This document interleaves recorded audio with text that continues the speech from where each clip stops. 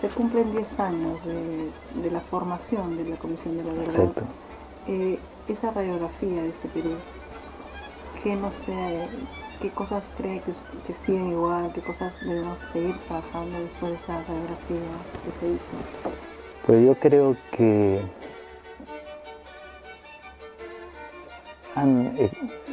se han dado algunos cambios, más que nada cosméticos, pero los problemas de fondo que la comisión señaló, obviamente más allá del tema muy concreto de la lucha contra la subversión, que era el motivo principal que empujó a la creación de la comisión, las causas remotas, digamos, o el horizonte de problemas que de algún modo permitió que esta subversión se multiplicara y adquiriera cuerpo.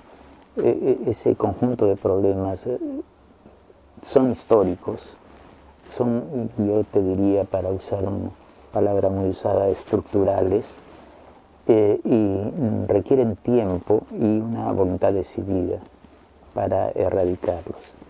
Se trata de que el Perú se organice y viva de otra manera, y que los peruanos adquiramos todos un estatuto de igualdad de derechos y de oportunidades que haga efectiva la democracia que predicamos y que finalmente nos convierta a todos en aquello que alguna prensa muy tontamente en un comienzo solía llamar cívicos, que todos seamos cívicos, ¿no? Y no bárbaros, que todos seamos ciudadanos. Eso no ha cambiado, creo yo, a pesar de que se haya experimentado en los últimos años un crecimiento económico.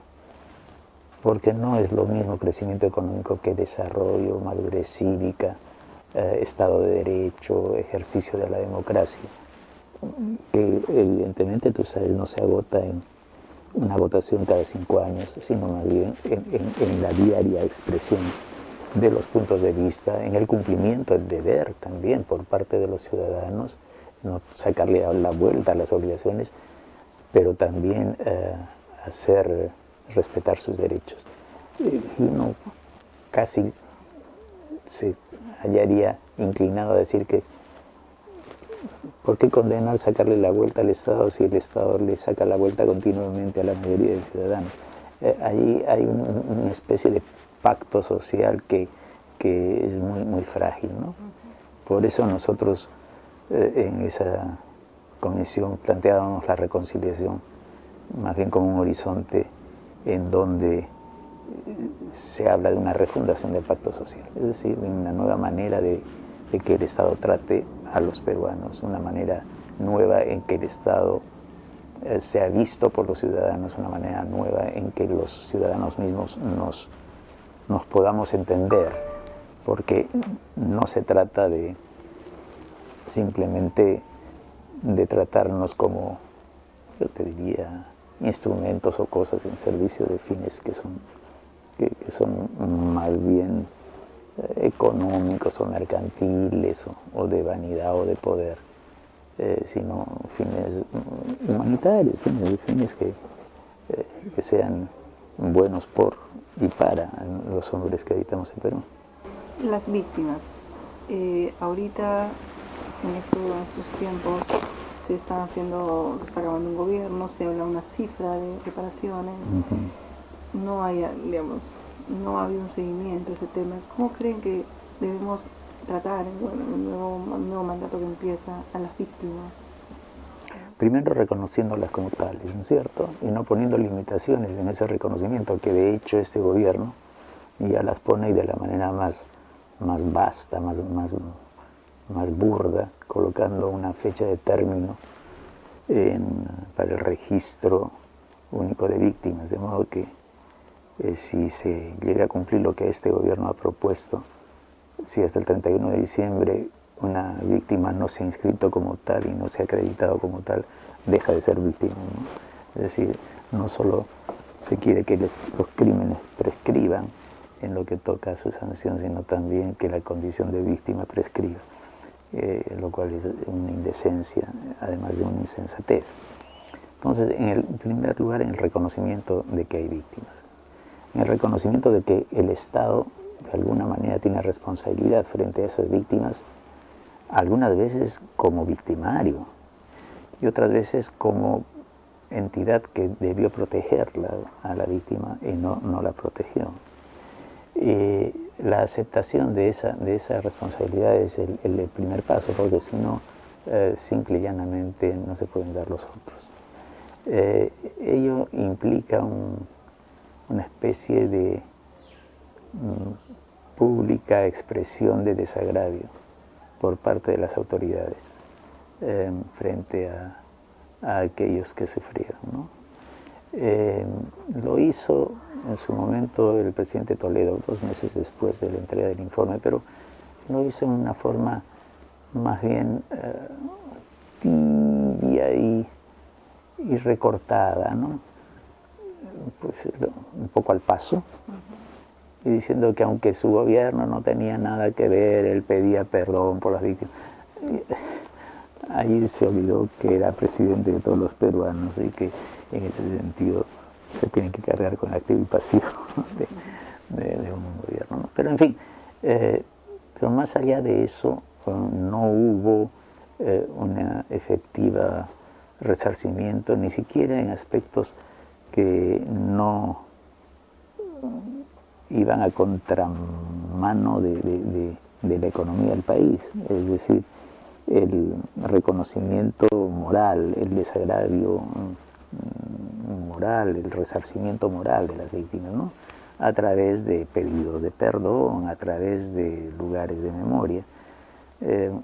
Se ha querido obviar eso, y lo hemos visto también en el gobierno del presidente García, como en un principio hubo un rechazo a una ayuda internacional generosa que quería crear un lugar de la memoria. Un poco salió con forceps, y gracias a que intervino Vargas Llosa, quien firmó un comunicado que se preparó entre mucha gente de la sociedad civil para que no cometieran ese acto tan torpe, ¿no?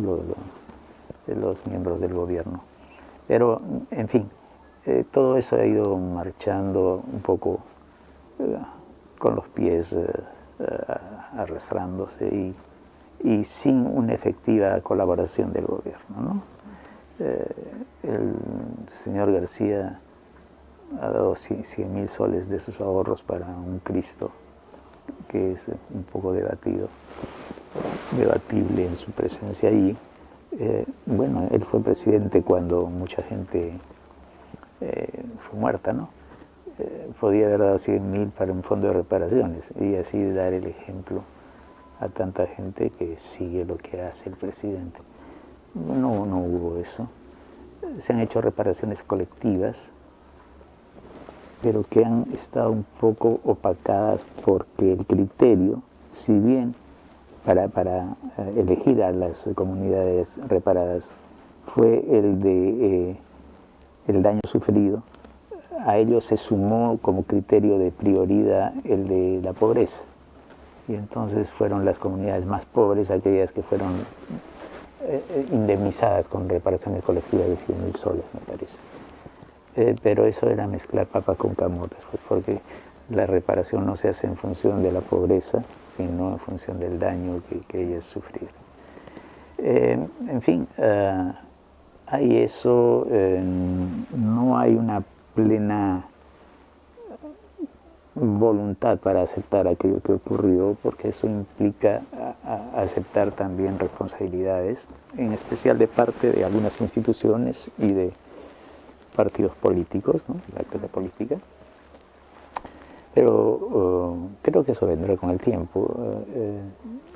Sucedió en Chile, por ejemplo, y el general Cheire pidió perdón a la nación chilena por los actos pues delincuenciales en que hubiera podido incurrir las Fuerzas Armadas chilenas, ¿no? En algún momento, pero pasaron años. Aquí no hay un espíritu de cuerpo que lo impide, pero es cada vez más difícil frente a los descubrimientos que confirman lo que la Comisión de la Verdad dijo.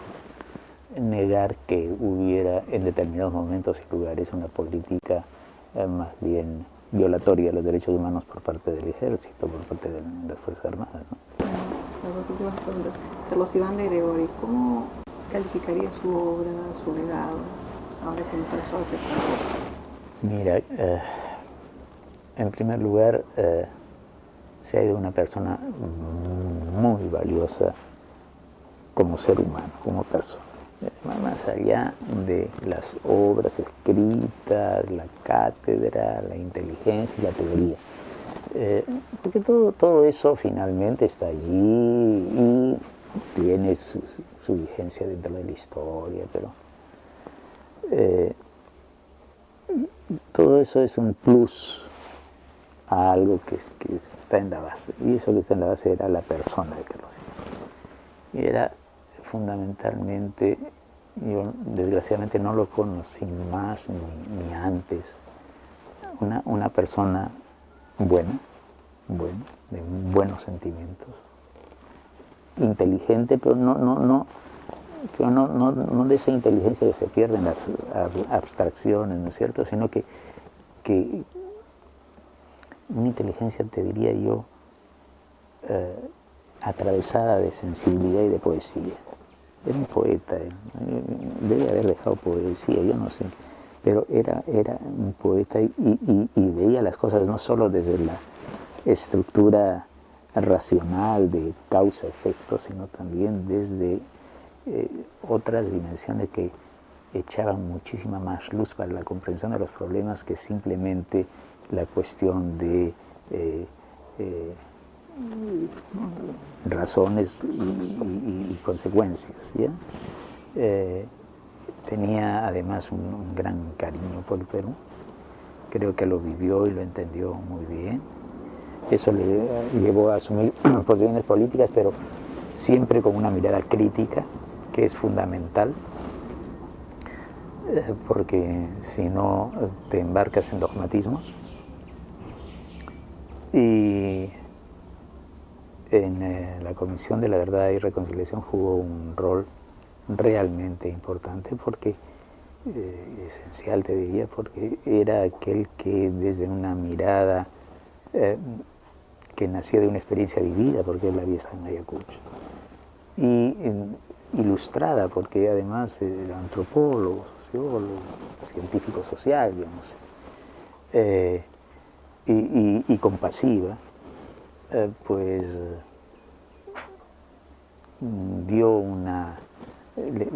ayudó a que el relato que nosotros hacemos y la estructura del informe tuviera línea, tuviera cohesión, no se perdiera en los detalles, no dejara de lado tampoco los detalles importantes. Y nada, fue una persona realmente admirable y lo demostró también en los meses, los años, te diría, que vivió desde que se le declaró el mal hasta su muerte, especialmente en los últimos momentos en donde